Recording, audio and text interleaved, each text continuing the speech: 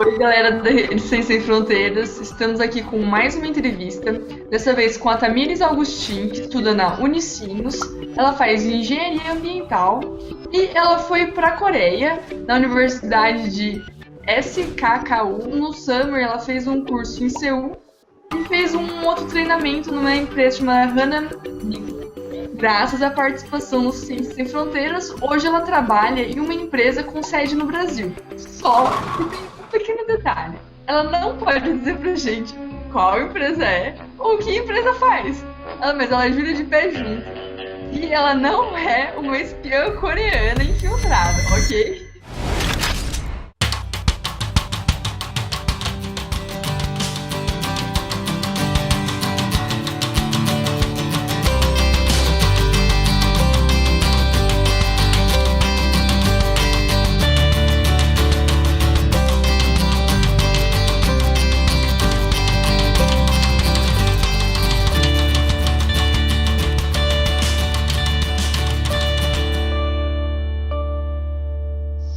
Tamires, conta pra gente o que te motivou a escolher o curso de engenharia ambiental. Desde pequena eu sempre gostei de meio ambiente, da natureza e dos animais. Até a época perto do vestibular eu pensava em fazer o curso de biologia, porque eu nunca tinha ouvido falar ainda em engenharia ambiental. Comecei a pesquisar o mercado de trabalho, né, de um biólogo. E eu acabei descobrindo que existe a profissão de engenheiro ambiental, né? Durante a sua formação acadêmica, você já participava de algum projeto de pesquisa ou extensão? Fui bolsista de iniciação científica na Unicinos, trabalhei com gerenciamento de resíduos. Um ano eu fui bolsista de uma mestranda. O projeto dela era realizado numa central de resíduos, então onde os catadores recebiam lá os resíduos, e foi feito um projeto de gestão integrado. E no outro ano a gente desenvolveu uma pesquisa para reciclagem, primeiro caracterização e desmantelamento de resíduo eletroeletrônico, computadores, celulares, etc. O que te motivou a querer participar do Ciência Sem Fronteiras? Pela oportunidade para a área profissional, né? Para ter experiência também em outro país, ter uma outra visão do meu curso, né? Saber o que eles estudam lá também. Também para conhecer os aspectos culturais. E o que você achou? É parecido, muito diferente? Por exemplo, a carga horária das aulas é reduzida, ela é dividida assim, em períodos. Então, a gente tinha aproximadamente 2 horas de aula de uma disciplina numa manhã, e daí depois tinha 1 horinha de tarde, por exemplo, ou uma aula de laboratório à tarde. Tinha muita atividade extra-classe para fazer, muito trabalho em grupo também. E em relação às disciplinas que você cursou? Fiz uma disciplina de biorremediação lá na Coreia. Aqui na Unicinos eu não teria mecânica dos solos, que eu tive na Coreia. E eu não teria uma disciplina bem bacana que eu achei, tecnologias para construções inteligentes.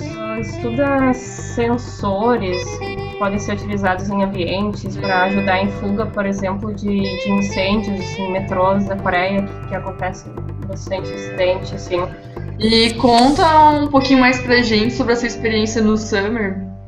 Foi uma disciplina bem bacana, com um professor canadense, e daí misturava alunos coreanos e estrangeiros, e a gente estudava basicamente o espírito dos lugares, assim, que o professor colocava uma foto, por exemplo, do ambiente, ou a gente ia até visitar um ambiente, assim, caminhando em Seul, pra gente ver o que a gente sentia naquele lugar e o que depois realmente tinha acontecido naquele lugar. Depois o professor contava a história pra gente, pra fazer esse link, assim, e também relacionar com a arquitetura dos lugares, né? E como que foi a volta pro Brasil?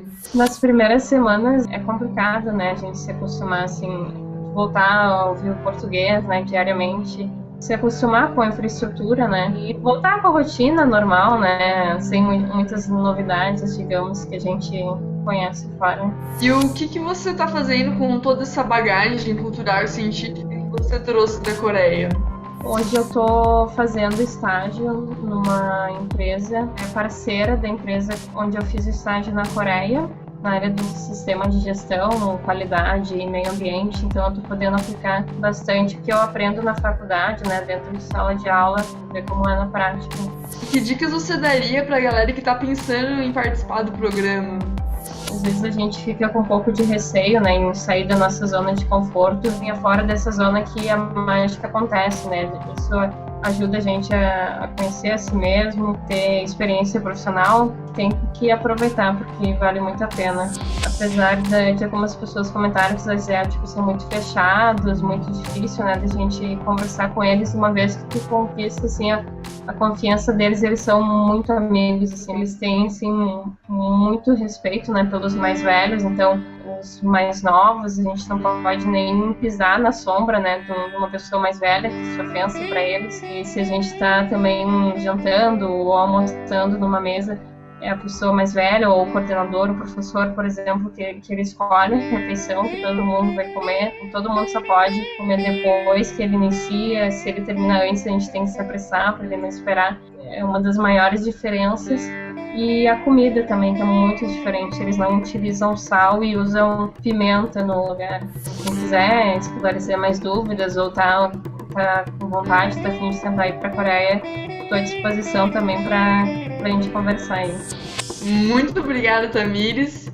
Galera, a gente se vê na próxima entrevista. Até mais.